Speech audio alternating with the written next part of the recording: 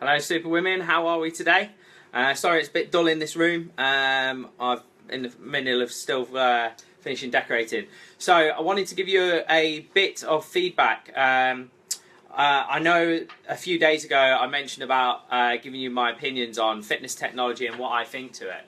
Well, I actually quite like the idea of fitness technology. I think that it needs to be embraced. I think that it does have its purposes, but you don't want to sort of rely on it 100%, okay? So I know a few of you have said you've had Fitbits. I've got quite a few clients that have had Fitbits, and like the Jawbones that you used to be able to get. You don't see them around much now. What do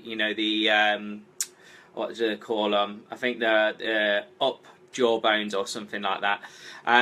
My experience with them, so here's what my take is and my experience with them. So with the things like the Jawbones and the Fitbits, they are great for tracking things such as steps, the number of steps that you do. Now you can do that on your phone too, but they're good for tracking them as a monitor because they're an easy thing to keep on you. You can do it on your phone via an app. I know Apple Health has some ways of tracking, but the thing is, not everyone carries a phone on them all the time. So that creates a problem, and it doesn't necessarily reflect exactly what you're doing day in, day out.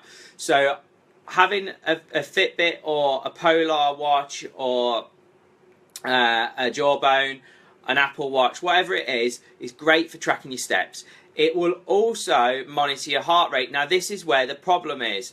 The heart rate monitors on these things are not very accurate. That's from all the studies, the surveys, my own testings of them. The heart rate monitors with Fitbits are shit, right? They are really shit because I got several clients to bring them in and run them as a test, and we compared them against the monitors on the actual cardio kit themselves, and what we found is about 30 to 40 beats a minute out in difference. Now, I read some research on this because a little while back I was going to buy a heart rate monitor and I thought I'll get a Fitbit, dead easy, dead simple. However, I was talking with my coach that coaches me for my physique stuff, and he says do not use them, they're not accurate. So I did a bit of further research, and it turns out because of the way they contact the wrist, and depending on which wrist you're wearing them to, the heart rate monitoring on it is totally incorrect, and it doesn't work. It doesn't run in sync. So please, please, please do not use the heart rate monitors as a guide, because what will happen is you might be working harder than what it's actually telling you you're working. So if you're monitoring that, you're going to think, oh, what the hell's going on here? I feel like I'm working dead hard, but I'm not getting a true feedback. So in regards to in terms of heart rate monitors, I don't think they're very accurate. However, you can get something called a Polar H7. Now, I've got one because I've used it for my own stuff. There is multiple reasons you can use it. I didn't use it particularly for heart rate, but I did it for something called HRV, and I'll explain that another day to you. But this is what we call a Polar H7. Now, you can use these you strap them around your chest here. And you can use them to monitor. Now, you could leave it on all day to see your heart rate pattern. You could use it just during your training to see how intensely you're working. There's been a shed ton of studies done on these. They are very, very accurate because they sit right next to your heart. They give you the most accurate measurements you can get for a fitness-related tool. Now, when you're training, this can be very important because intensity I'm talking about is the number one key with training, with anything, like no matter whatever you're doing, but for fat loss is definitely number one.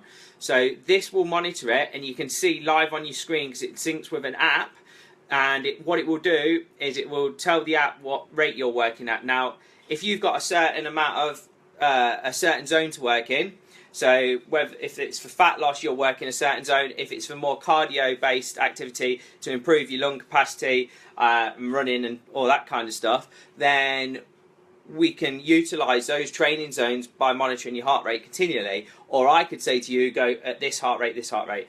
Now, I've seen this work in small training groups with semi-private groups where or the clients that are training, they actually wear a heart rate monitor, and the trainer can actually see on a screen like a tablet exactly what each of them are doing, because one might be working a lot harder than another. So then they can say, right, Jane, you need to go harder because you're not at the right intensity level. Simon, you need to cut back down. You're going too softly. It's going too hard, so you need to cut back down. So it allows you to change those variables more accurately, is more to the point. So I personally think that is these are invaluable, and they only cost around £65. So for having a piece of kit, I personally wouldn't buy a Fitbit, and I didn't, and I wouldn't buy a Jawbone or an Apple Watch. Yeah, you know, the Apple Watches come in handy for a few other things, but I personally wouldn't go and buy one of those bits of fitness kit. You can also sync them up with your things like MyFitnessPal and a few other bits. That'll be another story for another day if you don't know what MyFitnessPal is. But at the end of the day, technology is coming, and we need to learn to utilize it, not to undermine it.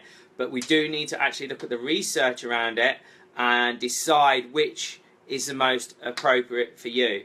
So my advice is, don't waste your money on a Fitbit unless you just purely want to count steps, and you could buy a pedometer for less, or use your phone. If you're going to buy something, go out and buy a Polar heart monitor. They're far more accurate. They'll give you a better idea of your training zones, and you'll get a better feedback and train at the right intensities. All right. Any questions, people? Pop them underneath the thread on this video, and I will answer them. But for those of you that have got Fitbits, you check it out.